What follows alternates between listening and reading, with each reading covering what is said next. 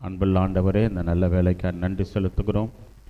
கர்த்தாவே, இந்த வார்த்தையினாலே இந்த நாளிலே நீர் எங்களோடு கூட பேசும்படியாக ஜெபிக்கிறோம்ப்பா. கர்த்தர் எங்களோடு கூட பேசும். இயேசுவின் நாமத்தில் பிதாவே, ஆமென். கர்த்தருடைய நாமத்துக்கு மகிமை உண்டாவதாக. ஆதி அப்போஸ்தலர் நாட்களிலே சீடர்கள் இயேசுவோடு கூட இருந்தார்கள். 3.5 வருடங்கள் இயேசுவோடு இருந்தார்கள். இந்த 3 வருட காலங்களில் அநேக விஷயங்களை கற்றுக்கொண்டாலும் அவர்கள் பலனில்லாதவர்களாய், சத்துருவை மேற்கொள்ளுகிற பலனில்லாதவர்களாய், தேவ அன்பு இல்லாதவர்களாய் வாழ்ந்தார்கள். ஆனால் அப்போஸ்தலர் நடபடிகள் 9ஆம் அதிகாரம் 8ஆம் வசனத்தில் பார்க்கும்போது, பரிசுத்த ஆவி உங்களிடத்தில் வரும்போது நீங்கள் பலனடைந்து அப்படின்னு. இன்னைக்கு விசுவாசிகள் சபைக்கு ஒழுங்காய் வருவதில்லை. கர்த்தருடைய காரியங்களை 4ஆவதாக வைப்பது. ஆண்டவர் எப்பொழுதும் அவருக்கு ஒரு பழக்கம் உண்டு. முதலாவது சொல்லுங்க, முதலாவது தேவனுடைய ராஜ்யத்தையும் அவர் நீதியும் தேடுங்கள், அப்போது எல்லாம் உங்களுக்கு கூட கொடுக்கப்படும்.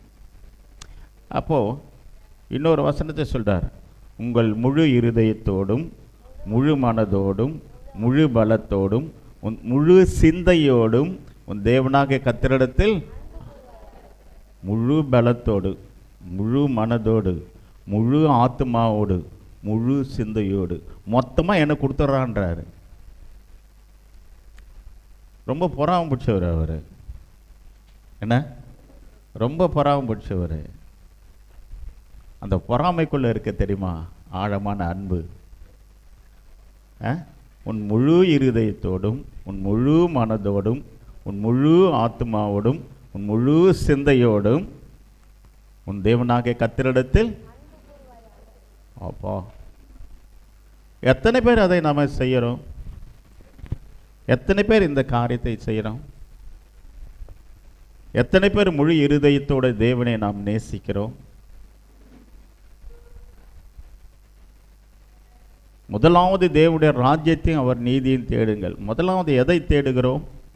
உலகத்துக்குரியவைகளை தேடுகிறோமா? பரலோக ராஜ்யத்துக்குரியவைகளை நாம் தேடுகிறோமா? இன்றைக்கு குரு என்கிட்ட பேசும்போது சொல்லியிருந்தார், பாஸ்டர், உலகத்துக்கே சுவிசேஷகரை அனுப்பின லண்டன் பட்டணம் இந்த ஏறக்குறைய 300 சர்ச்சஸ் மசூதி ஆயிடுச்சு. சில சர்ச்சுகள் வந்து மால்கள் ஆகிடுத்து. இன்னைக்கு லண்டனிலும் அமெரிக்காவிலும் பின்வாங்கி கொண்டிருக்கிறார்கள். இன்னைக்கு கொஞ்ச நாள் ஆச்சுன்னா லண்டன் வந்து முழுசுமாக இஸ்லாமிய தேசம் ஆகிடும் போல. காரணம் அவங்களுக்குள்ள இருக்கிற ஒற்றுமை. எங்கேருந்து ஒருத்தர் வருவாங்க, என்ன நடுவர்பட்டி என்னைக்கியா முஸ்லீம் இருந்தாங்க? நடுவர்பட்டியில் எப்போ முஸ்லீம் இருந்தாங்க? ஆனால் யாரோ ஒருத்தர் வந்தாங்க. அப்படி பார்த்தா அவ்வளோ ஜனங்கள் இஸ்லாமியர் ஆகிவிட்டார்கள். அங்கே உலகம் முழுவதும் வேகமாக பரவி கொண்டிருக்கிறது. ஆனால் பரலோகத்து போகிற ஒரே மார்க்கம், நானே வழியும் சத்தியமும் ஜீவனமாக இருக்கிறேன், என்னால் அன்றி வேறு ஒருவரும் பிதாவிடத்தில். அப்படிப்பட்ட சத்தியத்தை அடிப்படையாக கொண்ட கிறிஸ்துவ மார்க்கம் அவிவிசுவாசத்திலும் குறை சொல்வதிலும் குற்றப்படுத்துவதிலும் ஆண்டவர் எனக்கு ஒன்றுமே செய்யலைன்னு சொல்லிட்டு திரியறதிலும், அந்த பாஸ்டர் சரியில்லை, இவங்க சரியில்லை, அவங்க சரியில்லை, இப்படியே குற்றப்படுத்தி ஆகாத சபையில் போய் உட்காந்து காலத்தை கழிக்கிறதும், சபைக்கு போகாமலே உட்காந்துக்கிறதும், இது யார் செய்கிற வேலை? பிசாசு செய்கிற வேலை. திருவிருந்து எவ்வளோ பயபக்திக்குரியது. இன்னைக்கு நம்ம என்ன செய்கிறோம்? தாவீதை தேவன் ஆசீர்வதித்ததுக்கு காரணம், நானும் மச்சு பாவப்பட்ட வீட்டில் வசிக்கிறேன், கர்த்தருடைய உடன்படிக்கை பெட்டியோ திரையின் நடுவில் இருக்கிறது, கட்டுற வரைக்கும் என் படுக்கையில் நான் ஏற மாட்டேன்னு பொருத்தனை பண்ணான். அதனால் தேவன் அவனையும் அவன் பின் சந்ததியும் கர்த்தர் ஆசீர்வதித்தார். அந்த வைராக்கியம் நமக்கு இல்லையே, சபை குறித்த பக்தி வைராக்கியம் நமக்கு இல்லையே, பரலோகம் போகிறதுக்கு சபை தவிர வேறு வழியே இல்லையே. எது முக்கியமோ அதை நம்ம விட்டுறோம். பரலோக வாழ்க்கை தாங்க முக்கியம். என்னோட சரீரம் பலவீனம் அடைகிற அளவுக்கு நான் ஓடுறேன். எங்கே பார்த்தாலும் பிசாசு போராட்டம். ஐயோ, அதுவும் திருச்சபை மக்களுக்கு தாங்க.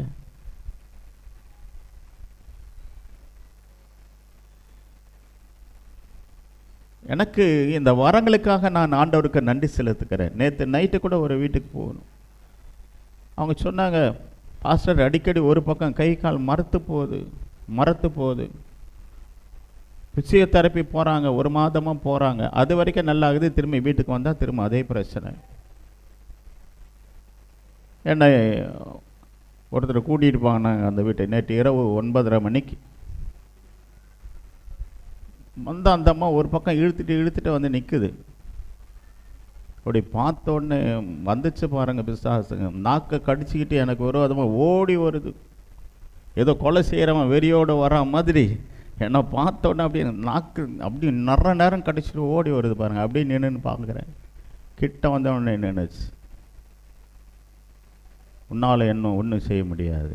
ஆமாம், என்னால் ஒன்றும் செய்ய முடியாது தான், என் தேவனால் எல்லாம் கூடும். ஆமென். அப்புறம் பார்த்தா 1, 2, 3 வந்துட்டே இருக்கு. கர்த்தர் கிருபையாக நேற்று அவங்களுக்கு முழு விடுதலை தேவன் தந்தார். ஆகவே நான் யுத்த முனையில் ஓடிக்கொண்டு இருக்கிறேன். ஆனால் சபையாரை திரும்பி பார்க்கும்போது, ஒரு நிர்விசாரத்தோடு வாழ்கிறதை பார்க்கும்போது எனக்கு மிகுந்த வருத்தம். திரும்ப சொல்கிறேன், இந்த உலகத்தின் வாழ்வு எப்போது முடியும் என்று எந்த மனிதனுக்கும் தெரியாதுங்க. ஆனால் முடியும் போது சந்தோஷமாக நம்ம ஓட்டத்தை முடிக்கிறோமா, அல்லது நரகாக்கணியில் வேதனைப்படும்படி நம்முடைய ஓட்டம் இருக்கிறதா என்பது தான் ரொம்ப முக்கியமான விஷயம். குடும்பத்தில் 1000 கசப்புகள் இருக்கும், ஒருத்தருக்கு ஒருத்தர் கசப்புகள் இருக்கும், ஒருவருக்கு ஒரு பிரச்சனை இருக்கும். நானே வேலை பலுவில் உங்களை கவனிக்காமல் கூட இருப்பேன். ஆனால் உண்மையான தேவனுடைய அன்பும் சபபக்தி உள்ள சபை விட்டு எந்த நாளிலும் போக மாட்டேன். என்ன பிரச்சனை நடந்தாலும் சபை விட்டு போக மாட்டான். ஆகவே சின்ன சின்ன பிரச்சனைகள் எல்லாம் லேட்டாக வர்றதும் சபை விட்டு வெளியேறதும் அது வேண்டாங்க. உண்மையாக ஒரு அற்புதமான அபிஷேகம் பெற்ற சபை நம்முடைய சபை. கர்த்தருடைய பிரசனை நம்முடைய சபையோடு கூட இருக்கிறது. ஆண்டவர் எப்போதும் நம்மோடு இருக்கிறார். ஒவ்வொரு பிசாசும் சொல்கிற விஷயம், உன்னை என்ன செய்கிறான் பார். இன்னைக்கு நான் இதை நான் நேற்று பைக் எடுத்துகிட்டு வந்தேன். அப்படி என்ன நடந்ததுன்னே தெரில. நேற்று நைட்டு அப்படியே பைக் சாஞ்சி உருண்டுட்டு ரோட்டில் போய் விழுந்தேன். என்ன நடந்ததுன்னு எனக்கே தெரியலை. தூங்கிட்டேனா இல்லை மயக்கமாயிடுச்சா எனக்கு தெரியல. அவ்வளோ போராட்டங்கள் நான் சந்திக்கிறேன். ஓடி வந்தாங்க, பங்கிலேருந்து தூக்கி விட்டாங்க. அப்போ ஒருத்தர் சொன்னார், பாஸ்டர் நல்ல காலம் வண்டி கிண்டி நடுவில் வரல. உங்கள்கிட்ட அந்த சிம்பத்தி கிரியேட் பண்ணுறதுக்காக சொல்லலை. அவ்வளோ போராட்டத்தின் மத்தியில் நான் ஓடிக்கொண்டு இருக்கிறேன். எப்படி ஆகலாம், இந்த ஜனங்க படுற பாடுகளை பார்க்கும்போது எனக்கே துக்கமாக இருக்குது. லட்சங்களில் ஹாஸ்பிட்டல் கொடுத்துட்டு கை கால் வராமல் வியாதியோட பிரச்சனைகளோட இந்த ஜனங்களை பார்க்கும்போது இன்னும் அதிகமாக ஓடணுன்ற அந்த உற்சாகம் தான் எனக்குள்ளே வருதே ஒழிய. ஏன்னா அதனால தான் நான் உங்களுக்கு சொல்கிறேன், தேவனுடைய அபிஷேகம் பெற்ற சபை இன்றைக்கு ஆவியானவர் சொல்கிறபடி இன்றைக்கி அத்தனை பேரும் தேவனுடைய அபிஷேகத்தால் நிரப்பப்பட போகிறீர்கள். அல்லேலூயா. ஆனால் மந்த ஆவியை தருவான், நிர்விசாரித்தின் ஆவியை தருவான். ஆகவே பிசாசு எதெல்லாம் உங்களுக்கு தந்து ஊழியத்தை ஒடுக்குவான், அதை மேற்கொள்ள நாம் என்ன செய்ய போகிறோம் என்பதுதான் இந்த நாட்கள் உண்டான தலைப்பு. வாசியுங்கள் 1:8, அப்போஸ்தலர் 1:8. பரிசுத்த ஆவி உங்களிடத்தில் வரும்போது நீங்கள் பலனடைந்து எருசலேமிலும் யூதேயா முழுவதிலும் சமாரியாவிலும் பூமியின் கடைசி பரியந்தமும் எனக்கு சாட்சிகளாய் இருப்பீர்கள் என்றார். தேவனுக்கு சாட்சியாய் வாழ வேண்டிய ஜனங்கள் இன்னைக்கு தேவனை விட்டு சுயத்துக்காக வாழ்கிறதை நாம் பார்க்கிறோம். தேவனை ஏன் விட்டு விடுகிறார்கள் என்றால் கிறிஸ்துக்குள் பலனடைகிற அனுபவம் அவங்களுக்குள்ள இல்லை. அதனால தான் ஆண்டவர் சொல்றார், லூக்கா 24:49 வாசிக்கும்போது, வாசிங்க, லூக்கா 24:49. என் பிதா வாக்குத்தத்தம் பண்ணினதை இதோ நான் உங்களுக்கு அனுப்புகிறேன், நீங்களோ உன்னதத்திலிருந்து வரும் பலனால் தரிப்பிக்கப்படும் வரைக்கும் எருசலேம் நகரத்தில் இருங்கள் என்றார். இன்றைக்கு சபையார் உன்னதத்திலிருந்து வரும் பலனால் தரிப்பிக்கப்படவில்லை என்பதே வருத்தத்துக்குரிய ஒரு விஷயமா இருக்கிறது. எப்பொழுதும் நம் உலகம் உலகம் உலகம், என்னுடைய உயர்வு, என்னுடைய மேன்மை, என்னுடைய ஆசீர்வாதம், என்னுடைய பிள்ளைகள், என்னுடைய குடும்பம், இவைகளுக்கு அதிக ப்ரையாரிட்டி கொடுக்குறோம். உண்மையாகவே அதிக ப்ரையாரிட்டி கொடுக்க வேண்டிய ஒரு இடம் திருச்சபையை தான். உன் வீட்டை கட்டுகிறாயோ இல்லையோ, சபையை கட்டணும் முதல்ல. இதை சொல்வதற்கு நான் வருத்தப்படவில்லை. முதல்ல தேவனுடைய சபை தாங்க. இந்த சபை கட்டும்போது எத்தனை ஆயிரம் பேர்களுக்கு நீங்கள் பரலோகத்து வாழ்வை தருகிறீர்கள்? எத்தனை பேர் பரலோகத்து, இன்னைக்கு உங்கள் குடும்பத்தில் எவ்வளோ பேர் வராமல் போகலாம். நான் உங்களுக்கு சொல்கிறேன், இந்த உலகத்துக்காக மாத்திரம் நாம் தேவனை தேடுவோமானால் உங்களை பார்க்கலும் பரிதபிக்கக்கூடியவர்கள் ஒருவரும் இல்லை. இந்த உலகத்து காரியத்துக்காக மாத்திரம் நீங்கள் தேவனை தேடுவீர்களானால் உங்களை போல பரிதபிக்கக்கூடியவர்கள் ஒருவரும் இல்லை. எங்க சொல்றாங்க சொல்லுங்க பார்க்கலாம். எங்க சொல்றாங்க? வாசிங்க. லூக்கா, அதாவது 1 கொரிந்தியர் 15:19 இம்மைக்காக மாத்திரம் நாம் கிறிஸ்து மேல் நம்பிக்கை உள்ளவர்களாக இருந்தால் எல்லா மனுஷரை பார்க்கலும் பரிதபிக்கப்படத்தக்கவர்களாக இருப்போம். கிறிஸ்துவை மரித்தோன்றி எழுந்து நித்திரடைந்த முதல் பலனானவர். மனுஷனால் மரணம் உண்டான பண்ணினால் மனுஷனாலே மரித்தோரின் உயிர்த்தெழுதலும் உண்டாயிற்று. ஆதாமுக்குள் எல்லோரும் மரிக்கிறது போல கிறிஸ்துக்குள் எல்லோரும் உயிர்ப்பிக்கப்படுவார்கள். அவனவன் தன் தன் வரிசையிலே உயிர்ப்பிக்கப்படுவான் என்று சொல்றார். ஆக மரித்தோர் உயிர்த்தெழுதலை பற்றி இங்கே பேசும்போது இம்மைக்காக, இந்த உலகத்துக்காக மாத்திரம் ஆண்டவர் என்ன ஆசீர்வதிக்கணும், ஆண்டவர் என்ன உயர்த்தணும், ஆண்டவர் என்ன மேன்மைப்படும், கட்டாயம் செய்வாருங்க. தகப்பன் தன் பிள்ளைக்கு இறங்காமல் தன் பாலகனை மறப்பாலோ, அவள் மறந்தாலும் நான் உன்னை மறப்பதில்லை. பெத்த தாய் கூட நம்ம மறந்து போலாங்க. பெத்த தாய் கூட மறந்து போலாங்க.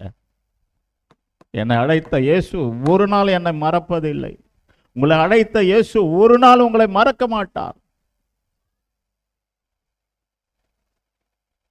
பெற்ற தாய் கூட நம்ம உதாசீனப்படுத்தலாம். எனக்கு இந்த விஷயத்தில் நிறைய அனுபவங்கள் உண்டு. கண்ணீரோடு என் தாய் தகப்பனை விட்டு கிறிஸ்துக்காக வெளியே வந்த நாட்கள் உண்டு. எங்கள் அப்பா அம்மா கூட தான் இருப்பேன். கல்யாணம் ஆகி 12 வருஷங்கள், 4 பிள்ளைகள் பிறந்து கூட எங்கள் அப்பாவும் அம்மாவோட தான் இருந்தேன். எங்கள் அப்பா அம்மா எனக்கு ரொம்ப பிடிக்கும், ரொம்ப ரொம்ப பிடிக்கும் எங்கள் அம்மாவை. ஏன்னா என் வாலிப வயசில் எங்கள் அம்மா வயிற்றுக்குள்ளே தான் படுத்து கிடப்பேன். எங்கள் அம்மா ரொம்ப பிடிக்கும் எனக்கு. கல்யாணம் ஆன பிறகு எங்கள் அம்மா திட்டாங்க, ஓடி போய் படுறா, அங்கே போய் எங்கடா இங்கே வந்து படுத்துன்னுக்கிறேன். அந்த அளவுக்கு நான் என் அம்மாவை நேசித்தேன். சரியா? ஆனாலும் அவர்களே நான் விட்டு வந்தேன் என்றால் இந்த உலகத்தில் இருக்கிற எல்லாரை விட என் இயேசு தான் என் வாழ்க்கையில் முக்கியம். அவர் தான் எல்லாமே, அவர் தான் எல்லாமே. இன்னைக்கு நம்முடைய வாழ்க்கையில் அவரை எந்த அளவுக்கு நாம் நேசிக்கிறோம், எந்த அளவுக்கு ஆண்டவரை நாம் நேசிக்கிறோம், அதுதாங்க இன்னைக்கு முக்கியம். எதுவுமே இந்த உலகத்தோடு முடிந்து போவதில்லை. நான் ஒவ்வொரு வீடாக போகும்போது செத்தவங்களை கும்பிட்றாங்க, செத்து போன ஆவி வந்து நிற்குது. நேற்று கூட போகும்போது அங்கே மாமியாரான் அது சொல்லுது, என்ன அவ்வளோ நான் சர்ச்சுக்கு போக விட மாட்டேன், நான் அவள் எனக்கு சொந்தம், நான் விட மாட்டேங்குது. செத்து போன மாமியார் பேர் சொல்லிட்டு சொல்லுது, நான் விட மாட்டேன். இளைப்பாறுதல் இல்லாத ஆவிகள். அதை நினச்சி பெருமைப்படலைங்க. அவங்க இயேசுவை அறியாமல் இறந்து போனாங்களே, அதை நினச்சி தாங்க நம்ம கஷ்டப்படணும். ஓ, அந்த ஆவி பேசிச்சு, அது பெருமை கிடையாது. அந்த செத்து போன அவங்களுக்கு சுவிசேஷத்தை சொல்ல ஆள் இல்லாமல் போனார்களே, அதை நினைச்சு தாங்க நம்ம வருத்தப்படணும். பாவம், அந்த ஆத்மா எங்க போவோம்?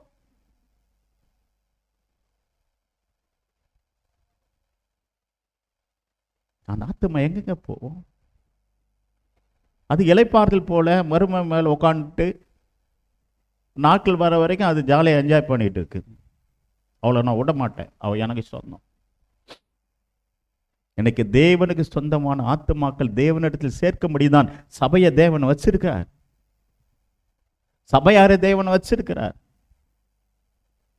ஆத்தும பாரம் இல்லாத சபை செத்த சபை. எனக்கு சின்ன சின்ன காரியங்கள்லாம் நான் தேவனை விட்டு வழி விலகி போகிறோமே. உப்பு சப்பு இல்லாத விஷயங்கள். அப்போ இவங்க சிந்தைக்குள்ள பரலோக வாழ்வை குறித்த ஒரு கரிசனை இல்லை. அப்பா நீங்க எங்க இருந்து வரீங்க? உனக்கு பின்னால இருக்கப்பா. உன்னதாமா? உன்னதா? எந்திரிச்சு வாங்க. எங்க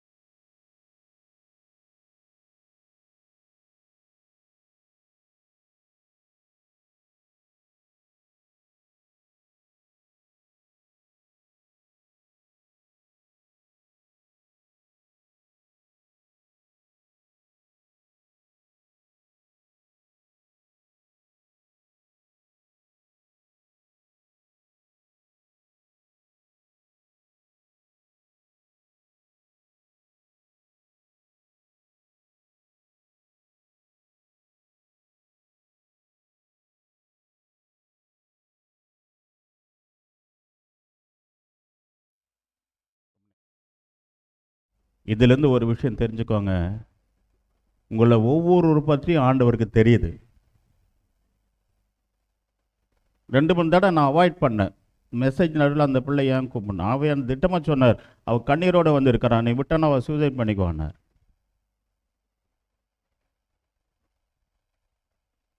தேவன் இங்கே இருக்கிறாரு. ஆண்டவர் உங்களை பற்றி தெரியுது. உங்களை பற்றி ஆண்டவருக்கு நன்றாகவே தெரியும். கவனிங்க. பிரைஸ் எல்லாம் எதில் விட்டேன்? இம்மைக்காக மாத்திரம் நாம் தேவனை தேடுவதில்லை, பரலோக வாழ்வுக்காக. சில உதாரணங்களை சொல்லி நாம் திருவிருந்து கடந்து போகலாம். ஆனால் தான் பிஃபோராவாக எடுத்தேன். மத்தேயு எழுதின சுவிசேஷம் 16ஆம் அதிகாரம், எப்படி ஆவிகள் உங்களுக்கு விரோதமாய் போராடுகிறது என்பதை சில உதாரணங்களை சொல்லி ஆராதனைக்குள் உங்களை நடத்த விரும்புகிறேன். இயேசு கிறிஸ்து தம்முடைய சீடர்களை அழைத்து மத்தேயு 16:13 வாசிக்கிறோம். மனுஷகுமாரனாக என்னை ஜனங்கள் யார் என்று சொல்லுகிறார்கள் என்று கேட்கிறார். அதற்கு அவர்கள் சிலர் உம்மை யோவான் என்றும், சிலர் எலியா என்றும், வேறு சிலர் எரேமியா அல்லது தீர்க்கதரிசி ஒருவர் என்று சொல்லுகிறார்கள். அப்போ பார்த்து இயேசு கேட்கிறார் சீடர்களை, என்னை யார் என்று நீங்கள் சொல்லுகிறீர்கள்? நீங்கள் என்னை பற்றி நீங்கள் என்ன நினைக்கிறீங்க அதை சொல்லுங்க. அப்போ பேதுரு சொல்றார், நீர் ஜீவனுள்ள தேவனுடைய குமாரனாகிய கிறிஸ்து. நீர் ஜீவனுள்ள தேவனுடைய குமாரனாகிய கிறிஸ்து என்று சொல்றார். அப்போ ஆண்டவர் சொல்றாரு, சீமோனே நீ பாக்கியவான், மாம்சமும் இரத்தமும் இதை உனக்கு வெளிப்படுத்தவில்லை, பரலோகத்தில் இருக்க என் பிதா உனக்கு வெளிப்படுத்தினார். அப்போ அதை சொல்லும்போது பேதுரு பரிசுத்த ஆவியில் நிறைந்தவனாய், மாம்சமும் இரத்தமும் உனக்கு வெளிப்படுத்தவில்லை, பரலோகத்தில் இருக்க பிதாவே உனக்கு. அப்போ பரலோகத்தில் இருக்க பிதா பேதுருவோட பேசி இயேசு கிறிஸ்து யார் என்பதை சொல்றார். அப்போ நீ ஜீவனுள்ள தேவனாகிய தேவனுடைய குமாரனாகிய கிறிஸ்து என்று சொல்லுகிறார். ஆகவே இப்படிப்பட்ட மனுஷன், பரலோகத்தோடு உறவு உள்ள மனிதன், அவனுக்கு ஒரு பெரிய கிருபை என்னன்னா, நீ பரலோகத்தின் ராஜ்யத்தின் திறவுகளை உனக்கு தருவேன், பூலோகத்தில் நீ கட்டுகிறது எதுவோ அது பரலோகத்திலும் கட்டப்பட்டிருக்கும், பூலோகத்தில் நீ கட்டவிழ்ப்பது எதுவோ அது பரலோகத்திலும் கட்டவிழ்க்கப்பட்டிருக்கும் என்றான். அப்படிப்பட்ட ஒரு அதிகாரத்தை பரலோகத்துக்கும் பேதுருக்கும் உறவு உண்டாயிற்று. சிலர் ஆதி நாட்களில் ஊழியங்களை தொடங்கும் போது, ஊழியத்தை பிரதிஷ்டை பண்ணும்போது, அல்லது சபைக்கு வரும்போது, கிறிஸ்து எனக்கு ஜீவன், சாவி எனக்கு ஆதாயம், நான் தேவனுக்காக வாழ்வேன் என்று தேவனோடு கூட நல்ல உறவு கொள்ளுவர்களாய் நாம் இருக்கிறோம். நாட்கள் போக போக நம்முடைய ஆவிக்குரிய அனுபவங்கள் குறைந்து தேவனை தேடுவது மாறிவிடுகிறது. அதே பேதுரு அடுத்த சில நிமிடங்களில் ஆண்டவர் சொல்றாரு, நான் எருசலேமுக்கு போகிறேன், மூப்பராலும் பிரதான ஆசாரியாலும் வேதப்பார்களாலும் பல பாடுகள் பட்டு கொலையுண்டு 3ஆம் நாளில் எழுந்திருக்க வேண்டும் என்பதை தம்முடைய சீடருக்கு சொல்ல தொடங்கினார். இப்பெல்லாம் நடக்கும்பா அப்படிங்கும்போது பேதுரு சொல்றாரு, அவரை தனியே அழைத்து கொண்டு போய், ஆண்டவரே இது உமக்கு நேரிடக்கூடாது, இது உமக்கு சம்பவிப்பதில்லை என்று அவரை கடிந்து கொள்ள. பாருங்களேன், இயேசு கிறிஸ்து என்ன சொல்றான், பேதுரு கடிந்து கொள்ள தொடங்கினான். இதெல்லாம் நடக்காது அப்படின்னா நீ பொய் சொல்றீங்களோ? இதுக்கு முன்னாலாம் சொல்றாரு, நீ ஜீவனுள்ள தேவனுடைய குமாரனாகிய கிறிஸ்து என்று சொன்னவர் இப்போ என்ன சொல்றாரு, இதெல்லாம் உமக்கு நேரிடக்கூடாது என்று தனியை கூட்டிட்டு போயிட்டு கடிந்து கொள்ள துவங்கணும். கடிந்து கொள்ள என்னன்னா, தப்பு பண்றீங்க, ஒருத்தர் தப்பு பண்ணா என்ன பண்ணா கடிந்து கொள்கிறோன்னு தெரியுமா? அந்த வேர்டு இங்கே போட்டிருக்கு. இயேசு கிறிஸ்துவை தப்பு, நீங்க பேசுறது தப்பு என்று கடிந்து கொள்ள துவங்க போடுதான் இயேசு கிறிஸ்துவை திரும்பி பார்த்து, பின்னாக போ சாத்தானே, நீ எனக்கு இடரலாய் இருக்கிறாய், தேவனுக்கு ஏற்றவர்களை சிந்தியாமல் மனுஷுக்கு ஏற்றவர்களை சிந்திக்கிறாய். இங்க பாருங்க, ஒரே மனிதன் 2 சிந்தனைகள் அவனுக்குள் இருக்கிறதை பார்க்கிறோம். நம்முடைய வாழ்க்கைக்குள்ளே 2 சிந்தனைகள் இருக்கும். முதல் சிந்தனை, அவன் சிந்தனை தேவனோடு கூட இருந்தான், தேவனோடு பரலோகத்தோடு உறவு இருந்தது. இப்போது சொன்னான், என்னை யார் என்று சொல்லுகிறீர் என்று கேட்கும்போது, நீ ஜீவனுள்ள தேவனாக குமாரனாகிய கிறிஸ்து என்று சொல்லி, தேவனுடைய குமாரனாகிய கிறிஸ்து என்று சொல்லும்போது, இதை மாம்சம் ரத்தமும் உனக்கு வெளிப்படுத்தலப்பா, பரலோகத்திற்கு பிதாவே உனக்கு சொல்லி இருக்கிறாரு அப்படின்னு சொன்னோன்னா, நீ பேதுருவாய் இருக்கா, இந்த கல்லி மேல் என் சபையை கட்டுவேன் என்று ஆசீர்வாதத்தை வாங்கிட்டதான். ஆனா அதே பேதுரு ஆண்டவர் சொல்லும்போது, எனக்கு நான் எருசலேமுக்கு போக போகிறேன், பாடுகள் பட போகிறேன், மரிக்க போகிறேன் அப்படின்னு சொல்லும்போது, அவரை கடிந்து கொள்ள தொடங்கும் போது, இப்போ அவன் சிந்தனைகள் மாறுகிறது. சபையார அநேக நேரங்கள் ஒரு நேரத்தில் ஆண்டோருக்காக வாழ்வேன் என்று சொல்லுவார்கள், அது பிறகு வேற யாராவது ஏதாவது சொன்னால் அப்படியே தலைகீழ மாறிடுவாங்க. புரியுதா? இப்போ என்ன சொல்றாங்க, அதெல்லாம் உனக்கு நேரிடக்கூடாதுன்னு இயேசுவை கடிந்து கொள்ளும் போது தான் அப்போ ஆண்டவர் சொல்றாரு, பின்னாக போ சாத்தானே, நீ எனக்கு இடரலாய் இருக்கிறாய், என்னை மனுஷனுக்கு ஏற்றபடி சிந்தியா, அது நீ தேவனுக்கு ஏற்றவைகளை சிந்தியாமல். இங்கதாங்க பிரச்சனை. சபையார் மனுஷனுக்கு ஏற்றபடி சிந்திக்கிறார்கள், தேவனுக்கு ஏற்றபடி சிந்திக்கவில்லை. முதல்ல தேவனுக்கு ஏற்றபடி சிந்தித்தான், சில நிமிடங்கள் சில நேரங்கள் கழித்து அவன் சராசரி மனுஷனை போல சிந்திக்க ஆரம்பித்தான். 2 ஆவியும் ஒரு மனுஷனுக்குள்ள இருக்கு. இன்னைக்கு 2 விதமாய் சிந்திப்பார்கள். ஒரு காரியம் காலையில சபைக்கு போகணும், நேரத்துக்கு போகணும் ஒரு ஆவி சொல்லிட்டே இருக்கும். இன்னொரு ஆவி சொல்லுது, டயர்டா இருக்க, வீட்டில் படுத்துட்டா என்ன, பசியோடு இருக்கிற, சமைச்சு சாப்பிட்டு இன்னைக்கு ஒரு நாள் ரெஸ்ட் எடுன்னு இன்னொரு ஆவி சொல்லும். இன்னொரு ஆவி சொல்லும், ஓய்வு நாள் ஆராதனை நீ கண்டிப்பா சபையில தான் இருக்கணும்னு சொல்லும். இன்னொரு ஆவி சொல்லும், ஒரு நாள் போனா தலையா போயிட போகுது, பரவாயில்ல, இன்னைக்கு வீட்டில் ரொம்ப டயர்டா இருக்க, வீட்டில இருந்து ரெஸ்ட் எடுன்னு இன்னொரு ஆவி சொல்லும். சொல்லுதா இல்லையா? இது என்ன ஆவி? இது என்ன ஆவி? ஓய்வு நாள் ஆராதனை கண்டிப்பா சர்ச்சில் தான் இருக்கணும், ஆண்டோட கட்டளைன்னு ஆவியானவர் சொல்லுவாரு. இன்னொரு ஆவி என்ன சொல்லும், நீ ரொம்ப டயர்டா இருக்கிற, இன்னைக்கு விருந்தாளி வர போறாங்க, சமைக்கணும், ஆகிறதுனால நீ சர்ச்சுக்கு போகாத. சர்ச்சுக்கு போகக்கூடாது என்பது பிசாசு எப்பவுமே வைக்கிற தடை. அநேக காரியங்கள் சொல்லும், அது நியாயம் போல உனக்கு பிசாசு ஒரு பொய் தோற்றத்தை உங்களுக்கு தருவான்.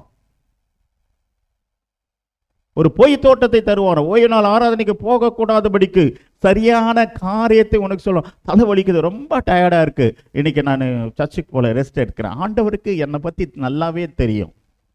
காம்ப்ரமைஸ். ஆனா நியாயப்பிரமா ஆண்டவர் என்ன சொல்றாரு? ஓய்வு நாளை பரிசுத்தமாய் ஆசரிக்க நினைப்பாயாக, நீயாலும் குமாரனாகிலும் குமாரத்திலும் யாதொரு வேலையும் செய்யாதிருப்பா. ஆகவே இங்க பேதுரு வேவரிங்கா இருந்தான். நேரத்துக்கு ஏற்ற மாதிரி அவனுடைய எண்ணங்கள் மாறிக்கொண்டே இருந்தது. ஒரு ஸ்திரத்தன்மை அவனுக்குள்ள இல்லை. இன்றைக்கு சபையாருக்கு ஒரு ஸ்திரத்தன்மை இல்லை. தேவனுக்குள்ள ஒரு ஸ்திரத்தன்மை இல்லாமல் தண்ணீர் போல தழும்பி கொண்டு இருக்கிற அனுபவத்தை நாம் பார்க்கிறோம். அல்லேலூயா. 19ஆம் அதிகாரத்துல இன்னும் கொஞ்சம் ஒருபடி தாண்டி போயிட்டார். 19ஆம் அதிகாரத்துல இன்னும் கொஞ்சம் தாண்டி போயிட்டார். இப்ப சொல்றாரு 27ஆம் வசனத்துல, இயேசு அவர்களை பார்த்து, இல்லம்மா 19 லூக் மத்தேயு 19:27. அப்பொழுது பேதுரு அவரை நோக்கி, இதோ நாங்கள் எல்லாவற்றையும் விட்டு உம்மை பின்பற்றினோமே, எங்களுக்கு என்ன கிடைக்கும் என்றான். சொல்றேன், இயேசுவை பார்த்து சொல்றாரு, எல்லாவற்றையும் விட்டு நான் பின்னால வந்துட்டேன், பரதேசி மாதிரி உங்க பின்னாலேயே வந்துட்டு இருக்கேன், எனக்கு என்ன கிடைக்கும்?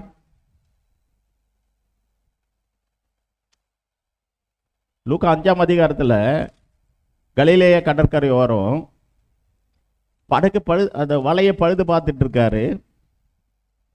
இயேசு கிறிஸ்து ஆழத்துக்கு தள்ளி பிரசங்கம் பண்றாரு.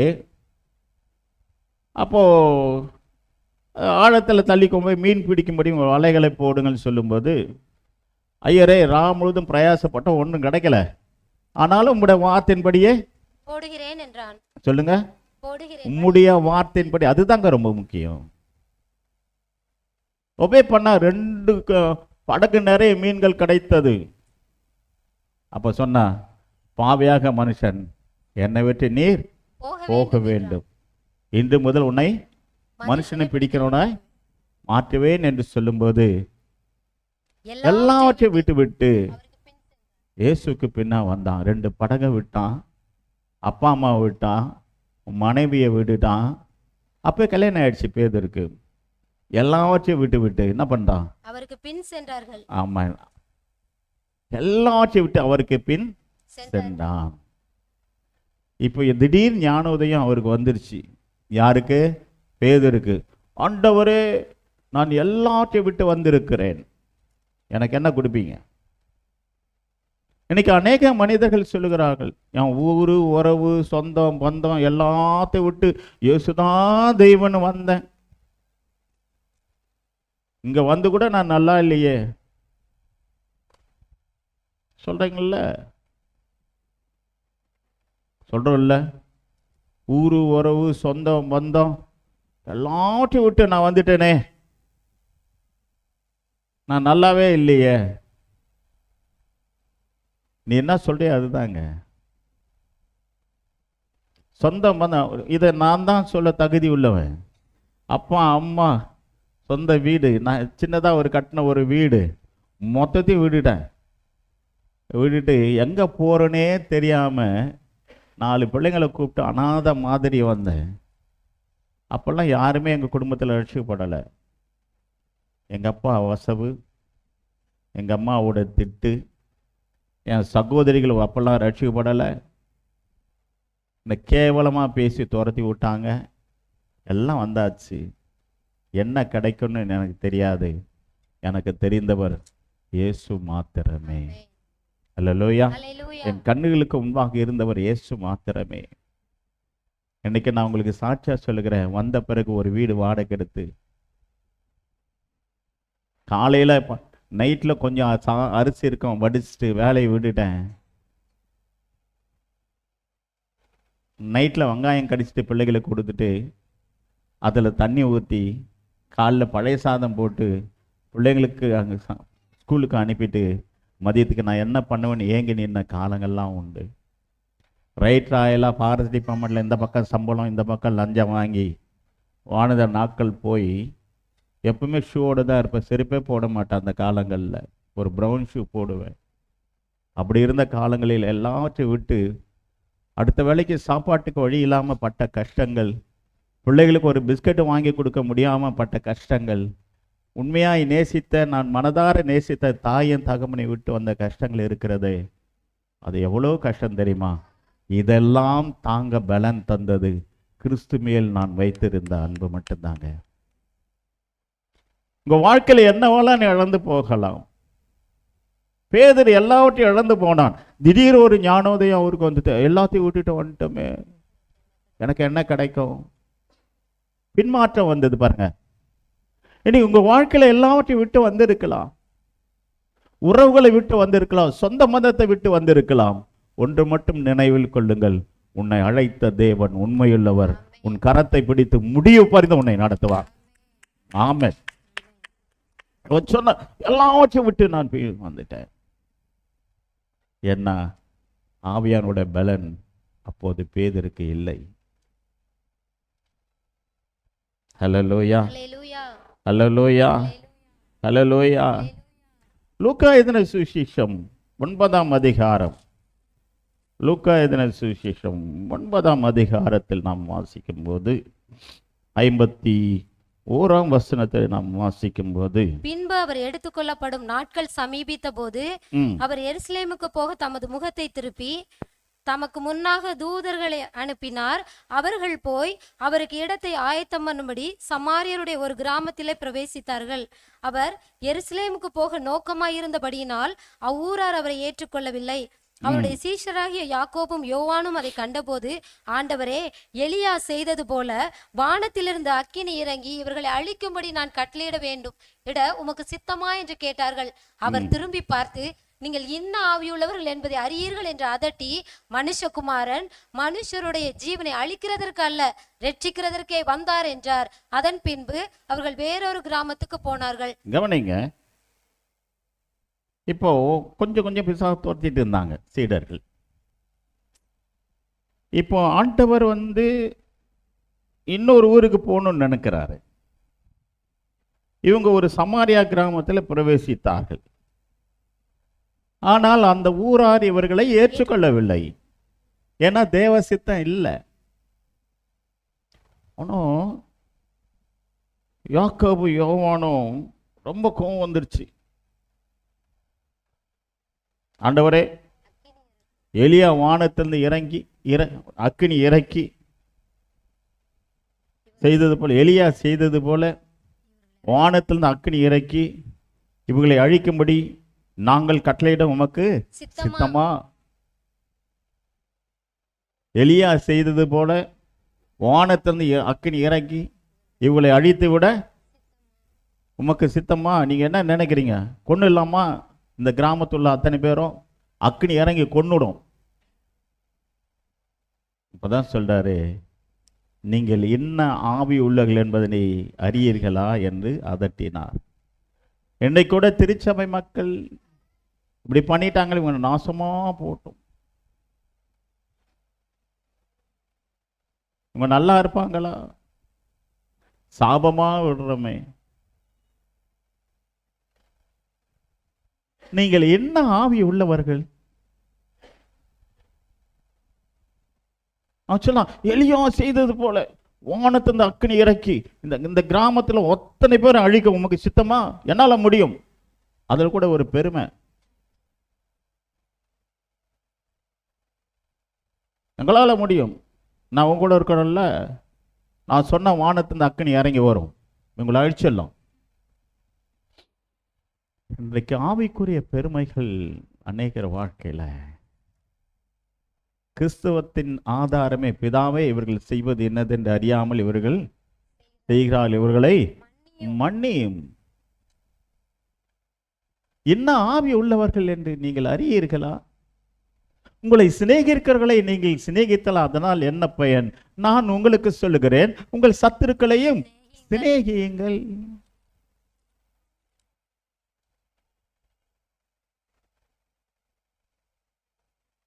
எத்தனை பேர் சிநேகிக்கிறோம்? சில ஒழுங்கை நிமித்தம் நம்ம கராரா நடந்துக்கலாம். ஆனால் நான் எல்லாரையும் நேசிக்கிறேன், சிநேகிக்கிறேன். இப்போது நான் உங்களுக்கு சொல்லுகிறேன், நீங்கள் என்ன ஆவி உள்ளவர்களாக இருக்கிறீர்கள்? நாசமா போட்டு, குட்டி குட்டி சோறா போட்டு, உருப்படாத போட்டோம், எனக்கு விரோதமாக பேசினா தெரியுமா, அவ என்ன ஆவா தெரியுமா? நீங்கள் என்ன ஆவி உள்ளவர்கள்? இன்னைக்கு திருவிருந்தில் கை வைக்க போகிறோமே, நாம என்ன ஆவி உள்ளவர்கள்?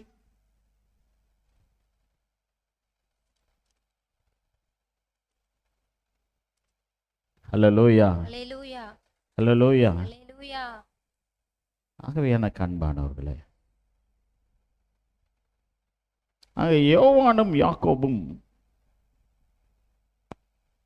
அவர்கள் அந்த ஆத்ம பாரம் அவர்களுக்குள்ள இல்லை.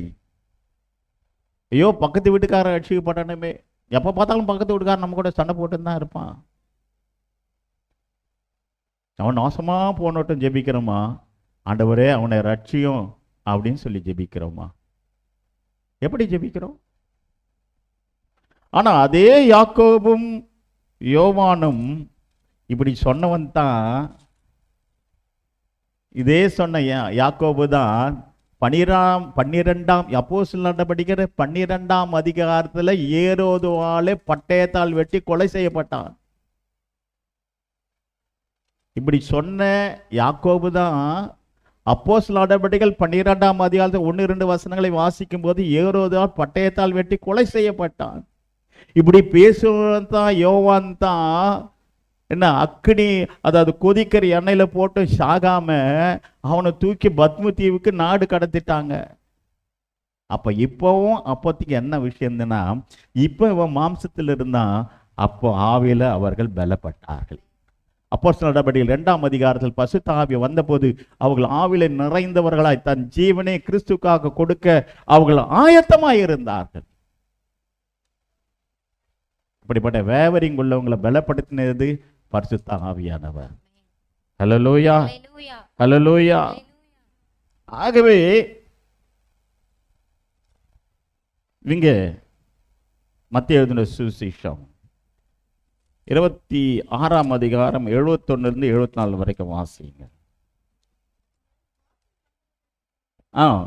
அப்பொழுது ஐயா 26 21 மத்தேயு 26 71 அவர்கள் போஜனம் பண்ணுகையில் அவர் மத்தேயு 26 71.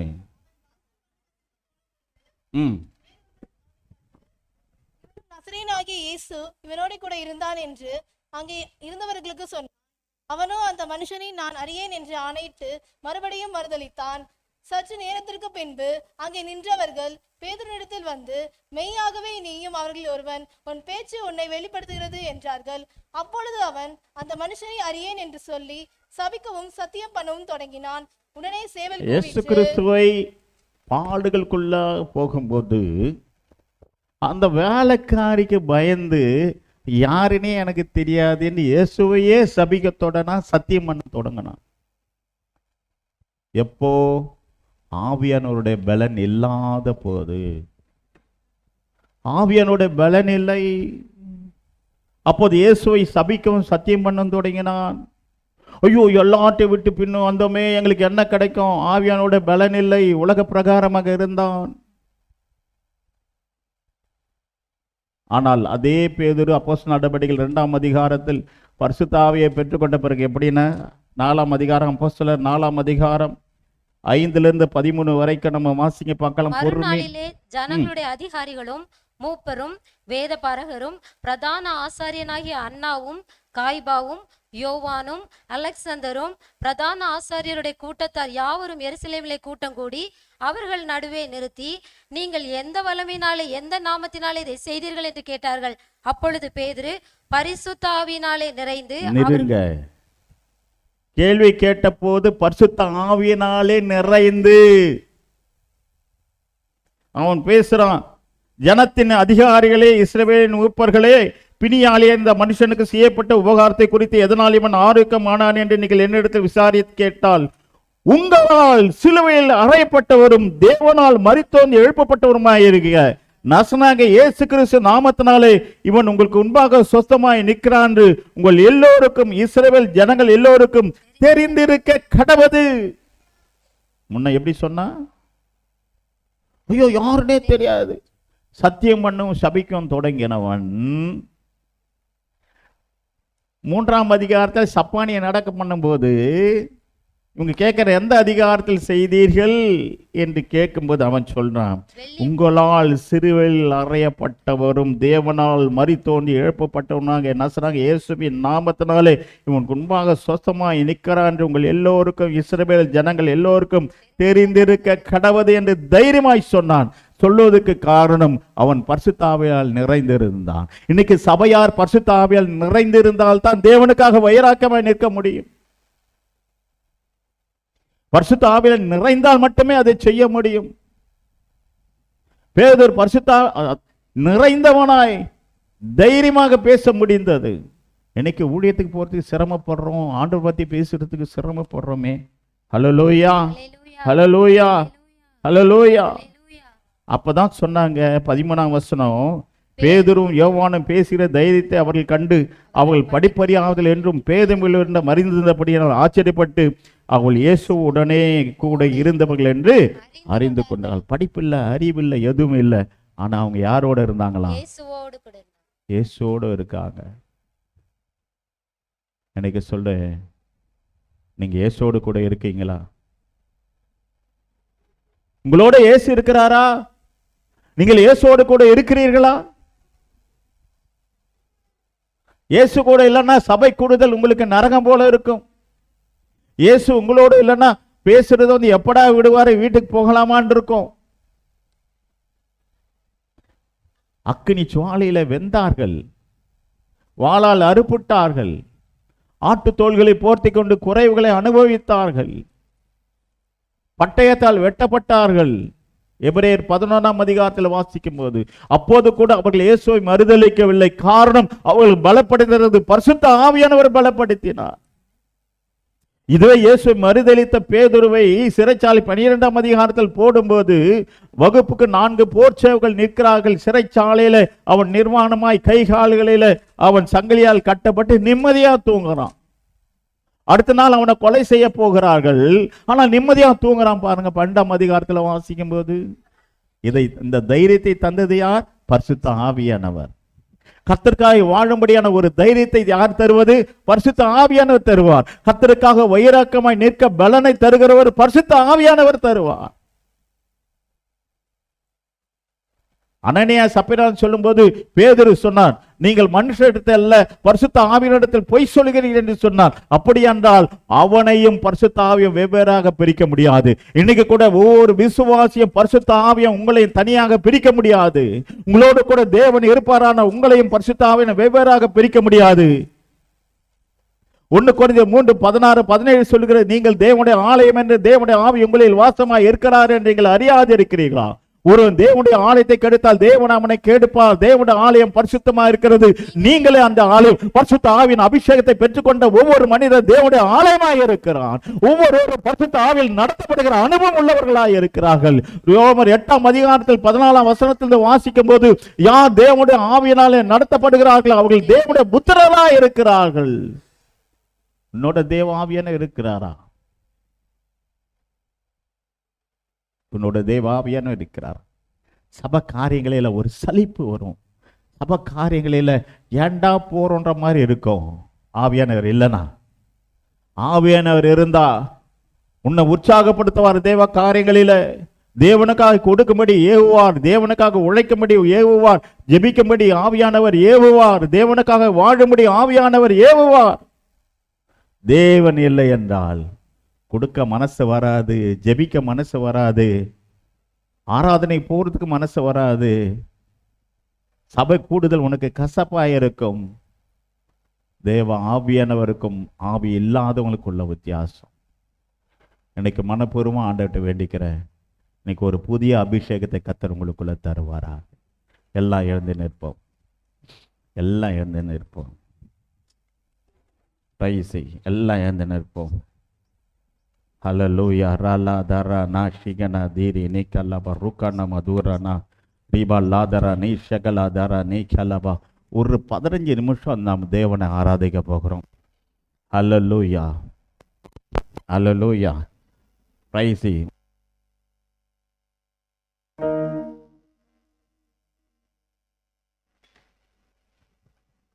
நான் ஒரு கேள்வி கேட்கட்டும். இன்னும் எத்தனை பேர் ஆவியில நிரப்பப்படவில்லை? எத்தனை பேருக்கு அந்நிய பாஷை வரங்கள் இல்லை?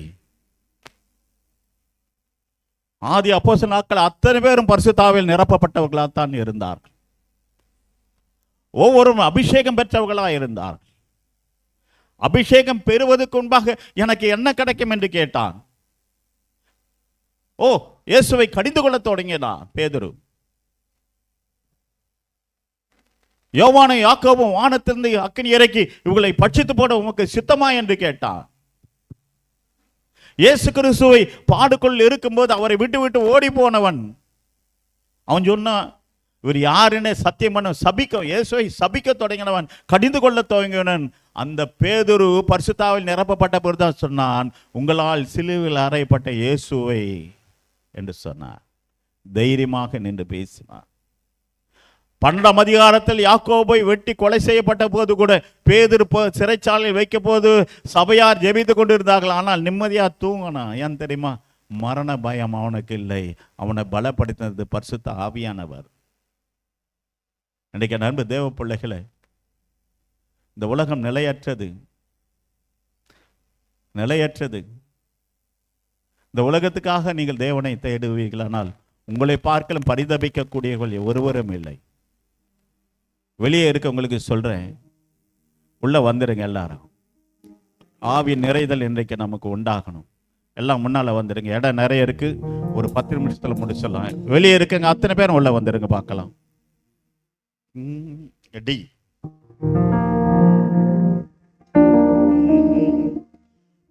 நாமும் உயர்த்திடுவே, உன் அன்பை பாடிடுவே, உன் நாமம் உயர்த்திடுவே, உன் அன்பை பாடிடுவே. ஆராதனை ஆராதனை ஆராதனை ஆராதனை ஆராதனை ஆராதனை உமக்கு தானே. ஆராதனை ஆராதனை ஆராதனை ஆராதனை ஆராதனை ஆராதனை உமக்கு தானே. நீங்க எல்லாருக்கும் சொல்றேன், இன்னைக்கு பரிசுத்த ஆவியில் எல்லாரும் நிரப்பப்படணும். பரிசுத்த ஆவி இருந்தாருன்னு வச்சுக்கோங்களேன். ஒரு தடவை இன்னொரு சபையில பிரசங்கம் பண்ணும்போது ஆவியானவர் பத்தி பிரசங்கம் பண்ணும்போது சொன்னேன், இன்னைக்கு உங்ககிட்ட சொல்லியிருக்கேன். நீங்க தெரியும், வீடு வரை மனைவி. அந்த காலத்துல சுடுகாட்டுக்கு பெண்கள் அனுமதிப்பதில்லை. வீடு வரை மனைவி, காடு வரை கொல்லி போறதுக்கு புள்ள போவான். கடைசி வரைக்கும் யாரும் தெரியல, அவனுக்கு தெரியல, நமக்கு தெரியும். செத்தாலும் நம்மோட பரிசுத்த ஆவியானவர் இருப்பார். கடைசி வரைக்கும் நம்மோடு கூட இருக்கிற ஒரு பரிசுத்த ஆவியானவர் மட்டும்.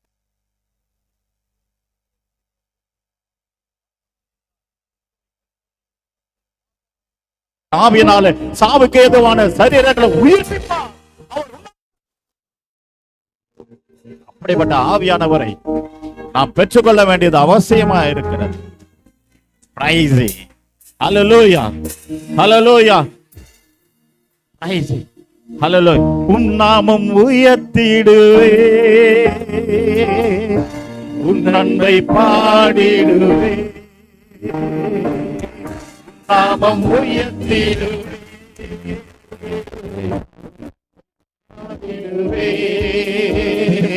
ஆராதனை ஆராதனை ஆராதனை ஆராதனை ஆராதனை ஆராதனை உமக்கு தானே, ஆராதனை ஆராதனை ஆராதனை ஆராதனை ஆராதனை ஆராதனை உமக்கு தானே, உம்மை ஆராதிக்க கூடி வந்தோம் நல்லவரே, ஆவியோடும் நல்லுண்மையோடும் உம்மை ஆராதிக்க கூடி வந்தோம் பரிசுத்தரே, பரிசுத்த உள்ளத்தோடே, ஆராதனை ஆராதனை ஆராதனை ஆராதனை ஆராதனை ஆராதனை உமக்கு தானே, ஆராதனை ஆராதனை எல்லாரும் பாடணும், ஆராதனை ஆராதனை ஆராதனை உமக்கு தானே, நீ தந்த ரட்சிப்பு பெரிதல்லோ பெரிதல்லோ உமக்கே ஆராதனை,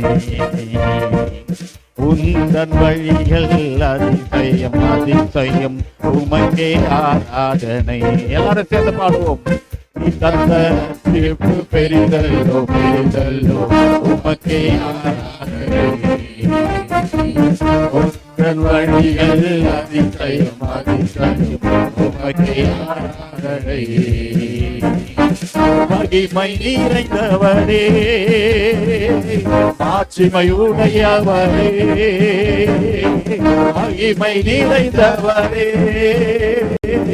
மாட்சிமையுடையவரே, ஆராதனை ஆராதனை ஆராதனை ஆராதனை ஆராதனை ஆராதனை உமக்கு தானே, ஆராதனை ஆராதனை ஆராதனை ஆராதனை ஆராதனை ஆராதனை உமக்கு தானே, உம்மை ஆராதிக்க கூடி வந்தோம் நல்லவரே, ஆவியோடும் நல்லோடும் எல்லாரும் கரங்களை தட்டி ஆராதிக்க கூடி வந்தோம் பரிசுத்தரே, பரிசுத்த உள்ளத்தோடே,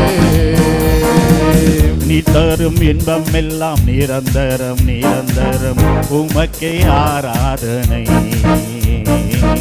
உந்தன் வார்த்தைகள் வல்லமை வல்லமை உமக்கே ஆராதனை, தரும் இன்பம் எல்லாம் நிரந்தரம் நிரந்தரம் உமக்கே ஆராதனை, உந்தன் வார்த்தைகள் வல்லமை வல்லமை உமக்கே ஆராதனை,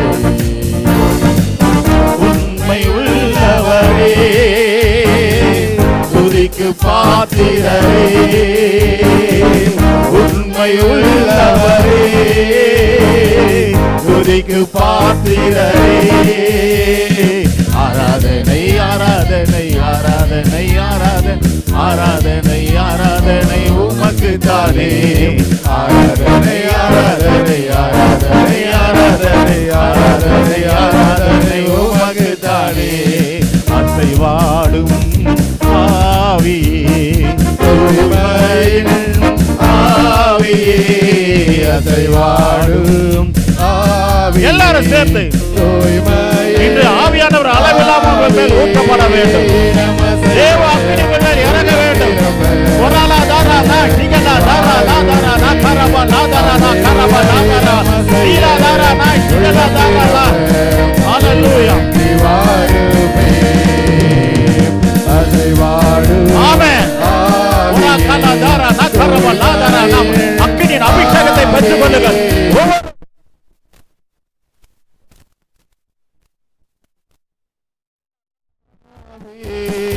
இடமசைய உள்ளமிரம்ப இறங்கி வாருவே, அல்லேலூயா, இடமசைய ஒரக்கலா தாரா வாங்க ஆவியானவரே, வாங்க பரிசுத்த ஆவியானவரே, பலனடைய நிரப்பிடுமே பலத்தின் ஆவி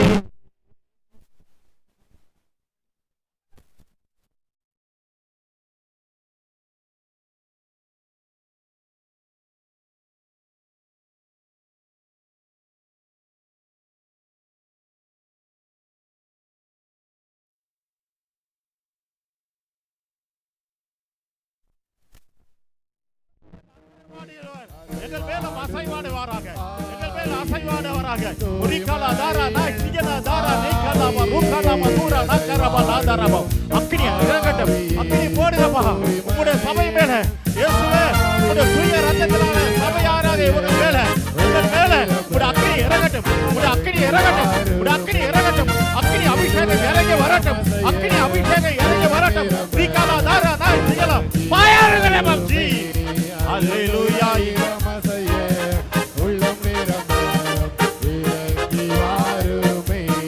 பேச்சிடுமே உள்ளங்களை இயேசுவின் நாமத்தினால், பேச்சிடுமே உள்ளங்களை இயேசுவின் நாமத்தினால், ஆற்றிடுமே காயங்களை அபிஷேக தைலத்தினால், ஆற்றிடுமே காயங்களை அபிஷேக தைலத்தினால்.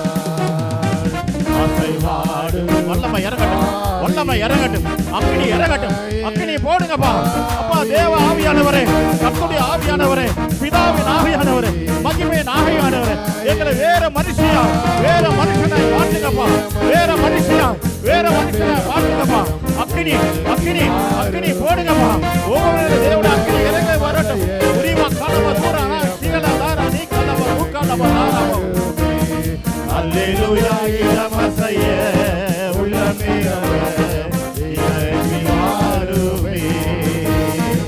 அலங்கரியும் மரங்களினால் எழும்பி ஜொலித்திடவே, அலங்கரியும் சகல பிசாசை துரத்தும், நோய்களை சுகமாக்கும், வரங்களால நிரப்புங்கப்பா.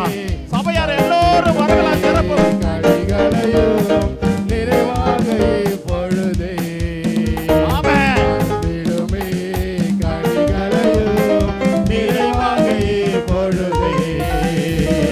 அசைவாடும் ஆவியே, தூய்மையின் ஆவியே, அக்கினி அக்கினி இறங்கட்டும், அக்கினி இறங்கி வரட்டும். உரலா தாரா நா கரவ லாதரா நா சகலா தாரா நீ கலவ ரகலவ தரபோ.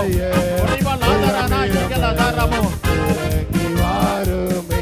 ஆமென். அல்லேலூயா. இடமசையே உள்ளம் நிரம்ப இறங்கி வாருமே. பிரசன்னம் தாரும் பிரசன்னம், பிரசன்னம் தேவ பிரசன்னம், பிரசன்னம் தாரும் பிரசன்னம், பிரசன்னம் தேவ பிரசன்னம், இன்ப பிரசன்னம் நீங்கள் போகும் பிரசன்னம், நேற்றும் என்றும் என்றும் மாறா தேவ பிரசன்னம், இன்ப பிரசன்னம் நீங்கள் போகும் பிரசன்னம், நேற்றும் என்றும் என்றும் மாறா தேவ பிரசன்னம்.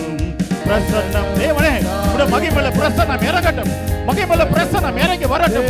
ஒவ்வொரு மேல தேவனுடைய பிரசன்னம் இறங்குவதாக. தேவனுடைய அக்கினி இறங்கி வரட்டும், தேவனுடைய அக்கினி ஒவ்வொரு மேல இறங்கி வரட்டும். வல்ல பிரசன்னம் வழி நாட்டும் பிரசன்னம், வாழ்க்கை எங்கும் ஒளி வீசும் தேவ பிரசன்னம். ஆமென். தேவனுடைய பிரசன்னத்தால் ஒவ்வொரு நிரப்புகிறாக. வாழ்க்கை எங்கும் ஒளி வீசும் தேவ பிரசன்னம், பிரசன்னம் தாரும் பிரசன்னம், பிரசன்னம் தேவ பிரசன்னம். அப்பா உம்முடைய பிரசன்னம் இறங்கி வரட்டும். அப்பா தேவனுடைய பிரசன்னம், ஜீவ பிரசன்னம் ஒவ்வொரு மேல வந்து அமரட்டும். கர்த்தாவே, இந்த ஆலயம் முழுதும் தேவனுடைய பிரசன்னத்தால் நிரம்பட்டும். ஆலயம் முழுதும் கர்த்தருடைய பிரசன்னத்தால் நிரம்பட்டும். இதோ அக்கினி இறங்கி வருகிறது, ஒவ்வொரு மேல தேவனுடைய அக்கினி இறங்கி வருகிறது. கட்டுகள் முறிக்கப்படுகிறது, பொல்லாத ஆவிகள் வெளியேறுகிறது. இப்போதே கர்த்தர் தம்முடைய அபிஷேகத்தால் நிரப்புகிறார். சபையாரை தேவன் தேவ அபிஷேகத்தால் தேவன் நிரப்புகிறார். வரலா தாரா நீ கலவ ரூகலவ தூரானா நீமா கலவ தூரானா கரவ லாதாரானா சிகலா தாரபா. வரவ லாதாரா நீ கலவ ரூகலவ தூரானா சிகலா தாரபா. நீமா கலவ தூரானா சிகலா தீரி நீ கலவ ரூகலவ தாரபா. நீமா லாதாரா நீ சிகலா தீரி நீ கலவ ரூகலவ. நீமா லாதாரானா சிகலா தீரி நீ கலவ. ஆமென். ஜீவ பிரசன்னம் தாரும் தீக்கும் பிரசன்னம், ஜீவ தண்ணீர் பொங்கி வரும் தேவ பிரசன்னம். ஆமென். ஜீவ பிரசன்னம், ஜீவனை தருகிற பிரசன்னம், பொங்கி வரும் தேவ பிரசன்னம். பிரசன்னம் தாரும் பிரசன்னம், பிரசன்னம் தேவ பிரசன்னம், பிரசன்னம் தாரும் பிரசன்னம், பிரசன்னம் தேவ பிரசன்னம். தேவனுடைய பிரசன்னம் தாங்க சபையில, தேவனுடைய பிரசன்னம், தேவனுடைய பிரசன்னம். அதை அனுபவிக்க கத்துக்கிட்டவனுக்கு வேற எதுவும் ஒரு பொருட்டாவே கிடையாது. அப்படியே பரலோகத்திலே கரங்களை உயர்த்தி ஹalleluya. இன்னைக்கு ஒரு அற்புதத்தின் நாள் உங்கள் வாழ்க்கையில வரும் தூய ஆவியே, உம் பிரசன்னத்தை வாஞ்சிக்கிறோம், உம் வல்லமையால் என்னை நிறைந்து நீராளுகை செய்யும். வாரும் தூய ஆவியே, உம் பிரசன்னத்தை வாஞ்சிக்கிறோம், உம் வல்லமையால் என்னை நிறைந்து நீராளுகை செய்யும். ஜீவ தண்ணீர் நீரே, தாகம் தீர்க்கும் ஊற்றே, ஆலோசனை கர்த்தரே, என்னை ஆளுகை செய்யும். ஜீவ தண்ணீர், ஜீவ தண்ணீர் நீரே. சமாரியாஸ்திரிக்கு ஜீவ தண்ணீரை கொடுப்பேன்றவர் நமக்கு கொடுக்காமல போவார். ஆமென். ஓரி காலா தாரானா சிகனா தாரானா காரா தாரானா தீபா குண மதுரானா சிகனா தாரானா செய்யும். அக்கினியும் நீரே, பெருங்காற்றும் நீரே, பெருமழை போலவே உம் ஆவியை ஊற்றும். அக்கினி நீரே, அக்கினியும் நீர். என் தேவன் பட்சிக்கிற அக்கினி, என் தேவன் அக்கினி. அந்த அக்கினி உள்ள தேவன் உனக்குள்ள வர விரும்புகிறார். உனக்குள்ள அக்கினி தேவன் வாசம் பண்ண விரும்புகிறார். உனக்குள்ள இருந்து அக்கினி தேவன் இருக்க விரும்புகிறார். இருதயத்தை திறந்து எனக்குள்ள வாங்காவியானவரே, வாரும் தூய ஆவியே, உம் பிரசன்னத்தை வாஞ்சிக்கிறோம், உம் வல்லமையால் என்னை நிறைந்து நீராளுகை செய்யும். Hallelujah, hallelujah,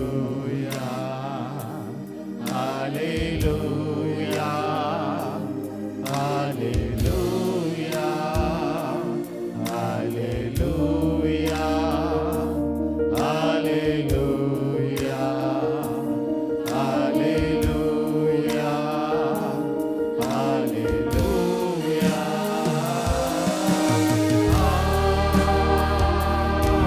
hallelujah.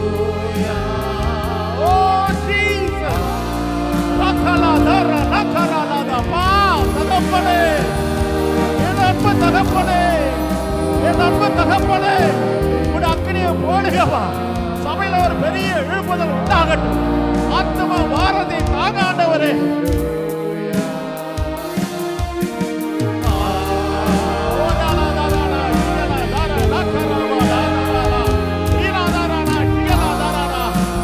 மகிமை மகிமை மகிமை மகிமை மகிமை தேவட மகிமை தேவட மகிமை தேவட மகிமை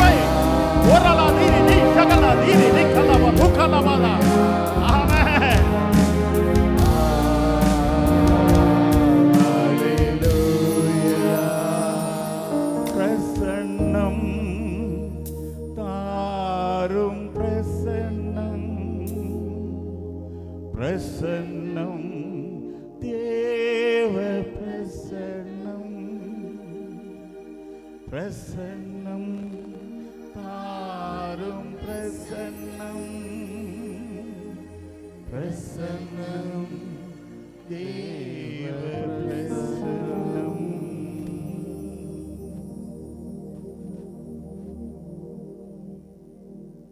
உங்களை போல பாக்கியமுள்ள சபை எதுவும் இல்லை, உங்களை போல பாக்கியமுள்ள ஜனங்கள் ஒருவரும் இல்லை. ஆண்டவர் உங்க மேலே இறங்கி இருக்கிறார். நீங்கள் போகும்போது வெறும் கையா இல்லை, தேவனோடு கூட கடந்து போவீர்கள். கர்த்தர் உங்களோடு உட்காருவோம். நான் ஜெபிப்போம், நாம் திருவிருந்துக்கு ஆயத்தமாகும். புதுசாக வரவங்களுக்கு சொல்கிறேன், எப்பவுமே 9:30 11 மணி வரைக்கும் தான் ஆராதனை. இன்றைக்கி கம்யூன் இருக்கிறதுனால ஒரு அரை மணி நேரம் எக்ஸ்ட்ரா ஆகும். உங்களுக்கு ஆகாரம் இங்கே கொடுத்துருவாங்க, நீங்கள் சாப்பிட்டு போகலாம்.